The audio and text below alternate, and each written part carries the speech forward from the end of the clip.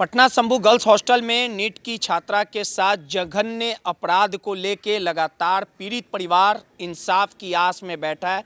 लगातार इस पूरे मामले में शुरुआती दौर से परिवार के लोग इसे कहीं ना कहीं दुखद घटना बता रहे थे, रेप की बात कह रहे थे और इस पूरे आरोप को पटना पुलिस शुरुआती दौर से ही सिरे से खारिज कर रहा था और आखिरकार पोस्टमार्टम रिपोर्ट ने सब कुछ साफ कर दिया। अब इस पूरे मामले में एसआईटी टीम का गठन किया गया और एसआईटी जांच की आंच लगातार जहानाबाद से पटना तक पहुंच रही है और इस पूरे मामले में आखिर सही दिशा में एसआईटी काम कर रही है या हवा में तीर चला रही है, इन चीज़ों को बारीकी से समझने के लिए हमारे साथ बिहार के वरिष्ठ पत्रकार अमिताभ ओझा सर हैं।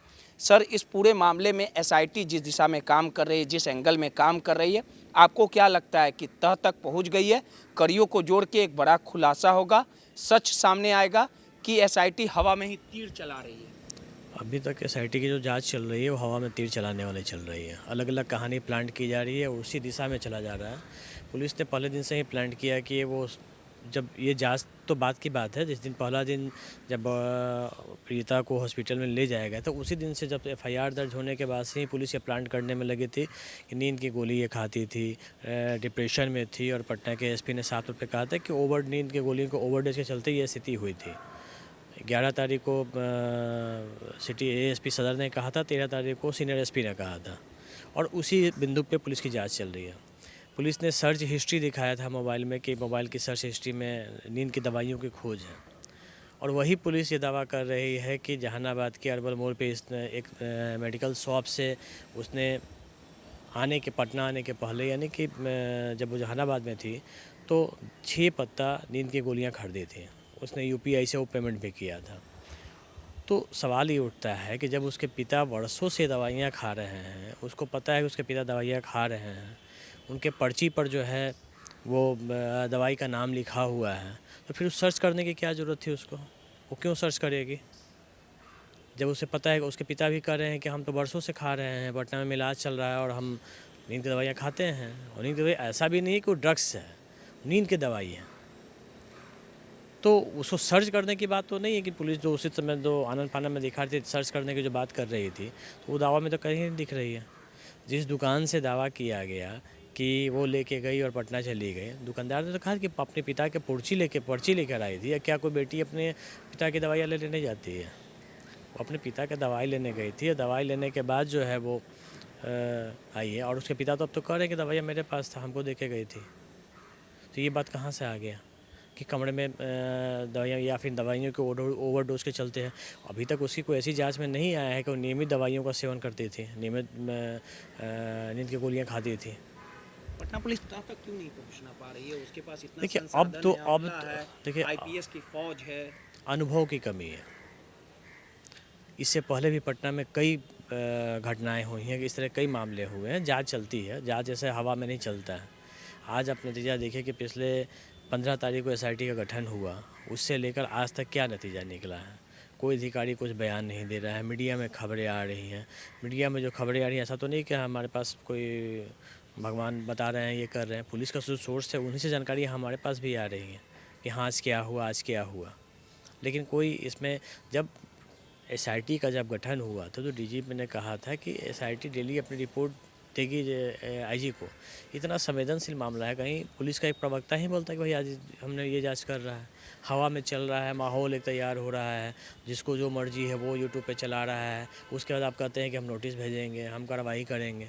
अभी इतना संगीन मामला है तो पहली बार देखा जा रहा है कि इस तरह से कुछ मामले को छोड़ दिया गया और अपने मन से आप केवल काम कर रहे हैं। उसमें आप जानकारियाँ दे नहीं रहे हैं और जानकारियाँ चल रही हैं तो आप कह रहे हैं, आपत्ति जता रहे हैं। एक आखिरी सवाल है, पहले के एसपी हो या आपका एक लंबा अनुभव रहा है, कई दशकों से आप अपराध की खबरों पर नज़र बनाए रहते हैं, तो आखिर सही दिशा में पुलिस को कोई गाइड करने वाला क्यों नहीं है? पहले भी होता था, सीसीटीवी नहीं रहते थे, तकनीकी स्तर पे जांच नहीं होता था। हम उसी बात को लेके कह रहे हैं। हम और आप अगर वहाँ घटनास्थल पर जा रहे हैं तो 10 जानकारियाँ हमारे पास छन के आ रही हैं उस हॉस्टल के बारे में, उन लोगों के बारे में। तो क्या पुलिस के पास सोर्स नहीं है? पुलिस के पास जानकारियाँ नहीं मिल रही हैं कि उस गर्ल्स हॉस्टल में क्या होता था? उस गर्ल्स हॉस्टल का जो बिल्डिंग का जो मालिक वो कैसा उसका चरित्र था? बाकी जो गर्ल्स हॉस्टल चलाती हैं, जो नीलम अग्रवाल, उनका पूर्व कैरेक्टर उनको नहीं पता है। तो ये हमको और आपको पता है, लेकिन पुलिस को नहीं पता है, क्योंकि पुलिस उन चीज़ों पे जा ही नहीं रही है। भटक गई है कि आप पुलिस को बोला गया है कि तुम भटको? जानबूझकर भटकने की कोशिश हो रही है। पुलिस की जांच रिपोर्ट अब सिर्फ फोरेंसिक रिपोर्ट पर है। उस फोरेंसिक रिपोर्ट पर जिस पे जहाँ पर उस फोरेंसिक रिपोर्ट कुछ मिला ही नहीं है, जहाँ कुछ मिला ही नहीं उस रिपोर्ट पे है। रह गई बात की पोस्टमार्टम रिपोर्ट पे सेकंड ओपिनियन की, जो हम लोग के हमारे जो सोर्स हैं उनका साफ तौर पे करना है कि जब पीएमसीएच के डॉक्टर हो, बिहार का सबसे बड़ा डॉक्टर हॉस्पिटल है, वहाँ के 3 डॉक्टरों के मेडिकल बोर्ड जब जिस पोस्टमार्टम किया था तो उस समय उनके पास बॉडी थी और तीनों डॉक्टरों ने किया। आज आप एक डॉक्टर पे आरोप लगा रहे हैं कि डॉक्टर सांडिल जो है उनका कैरेक्टर पहले से यही रहा है। 2 डॉक्टर और भी थे, उनका भी साइन है उस पर, उन पर भी तो कुछ कर सकते हैं। मेडिकल बोर्ड से हुआ है, वीडियोग्राफी हुई है, तो फिर आप उस पर भी सवाल उठा रहे हैं। सब कोई सवालों के घेरे में ही ले रहे हैं और खुद की छवि को, दामन को साफ नहीं, दामन साफ कैसे हो सकता है? दामन साफ नहीं हो सकता। ये पटना पुलिस का सबसे अब तक का देखिए कि जो भी इतने बड़े कांड हुए हैं, लेकिन ये अब तक का सबसे फ्लॉप से जा रहा है। अपनी जो मनगढ़ंत कहानियाँ बनाई जा रही हैं। आप लड़की का क्रिटिसाइज़ कर रहे हैं कि जो छात्रा है, छात्रा का जो पूर्व कैरेक्टर ये रहा है, तो कभी भाई जहानाबाद के रेस्टोरेंट में देखी गई है तो मामा से 4 घंटा बात करती है, तो मेरे भाई से इतना घंटा बात करती है। उसको क्या दिक्कत है? पट्टा हम कहते हैं कि अगर कोई सेक्स वर्कर की ही हत्या होती है, मान लीजिए कि किसी सेक्स वर्कर की हत्या होती है, एफआईआर दर्ज होता है ना, ये छानबीन होती है ना कि हत्या क्यों की गई, हत्या किसने की, हत्या कैसे की गई, छानबीन तो होती है।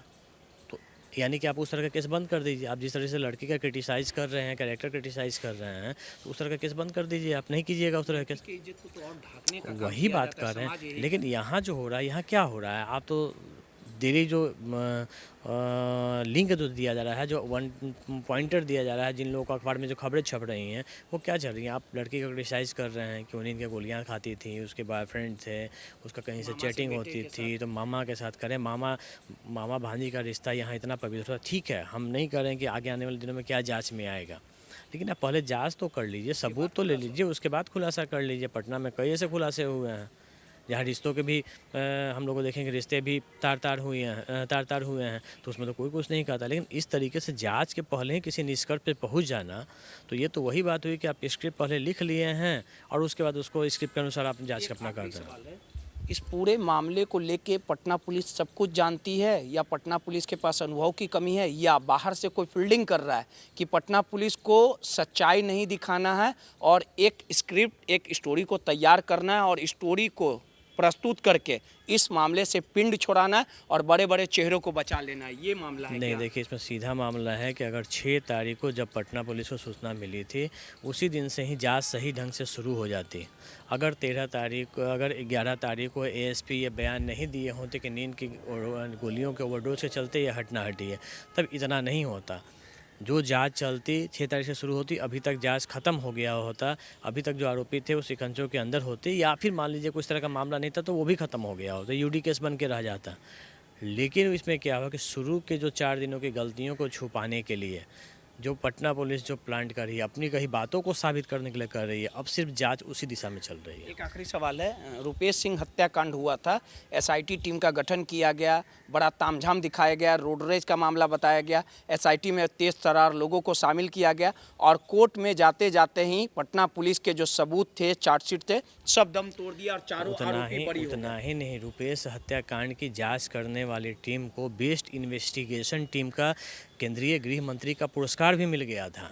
कितना बढ़िया इन्वेस्टिगेशन हुआ था कि इस टीम को केंद्रीय गृह मंत्री जो देते हैं कि जो बेस्ट इन्वेस्टिगेशन का जो टीम था, जो अवार्ड था, वो अवार्ड उन्हें दे दिया गया था। क्या अवार्ड आज तक वापस हुआ? कोर्ट ने सभी को बरी कर दिया। क्या रिपीटिशन में गए? उसके ऊपर मैं सुप्रीम कोर्ट में गया नहीं गए। हाई कोर्ट से बरी हुए, लेकिन क्या सुप्रीम कोर्ट गए? आप छोटे छोटे मामलों में सरकार जाती है सुप्रीम कोर्ट, वहाँ पे गए, चैलेंज हुआ? नहीं हुआ, क्योंकि उसमें भी वही बात थी, जो पहले से कहानी प्लांट थी, जो पहले से कहानी बनाया गया, उसी कहानी को लेके इम्प्लीमेंट कराया गया। और केवल रुपेश हत्याकांड नहीं, कहा है कि लेंद्रपुरी में 2 मासूम बच्चों की हत्या हुई थी, क्या हुआ उस मामले में? कोई पता नहीं चल पाया है। वही बात कर रहे हैं कि एक दो घटना थोड़ी ही ना है। अभी भी जो गांधी मैदान का जो मर्डर हुआ, बिजनेसमैन का जो मर्डर हुआ था गोपाल खेमका का, क्योंकि वो 2 ही अभियुक्त थे और भी तो अभियुक्त तो नाम आया था, गिरफ्तार हो गए, ट्रायल चल रहा है केस में, अभी तक तो नहीं पता चल पाया है उसमें। पुलिस एक बली का बकरा खोज रही है। तो कई केसेस में हो रहा है और अभी हाल के दिनों में हम देखें तो बड़ी उम्मीदें थी पटना पुलिस को एसएसपी कार्तिकेय शर्मा से, लेकिन जो 1 साल का उनका जो टेन्योर रहा है, कई सनसनीखेज केस रहे हैं। बैंक कर्मी जो मिला था, आपको याद होगा, जो कुआं में गिरा हुआ, अभी डेड बॉडी नीचे ही गिरा हुआ था। एसपी साहब यही एसपी थे, उसमें कह दिए थे कि नहीं मामला सुसाइड का है, और उसी को लेके अंतिम तक चले गए। अभी तक जब पोस्टमार्टम हुआ, ये हुआ, जो पुलिस ने शुरू में कहा जब बॉडी निकली भी नहीं थी, जब सारे लोग बोल रहे थे कि नहीं सुसाइड का नहीं है, जो सर्कमस्टांसेस है वहाँ पे, तो जो ये कह रहे हैं उस हिसाब का अनुसंधान कर रहे हैं। अब जब दिमाग में आपके पहले ही तय रहे कि हमको इस तरह का अनुसंधान करना है, जब दिमाग में हमारा तय है कि हमको इस तरह का रिपोर्ट बनाना है, तो हम उसी तरह का रिपोर्ट बनाएंगे।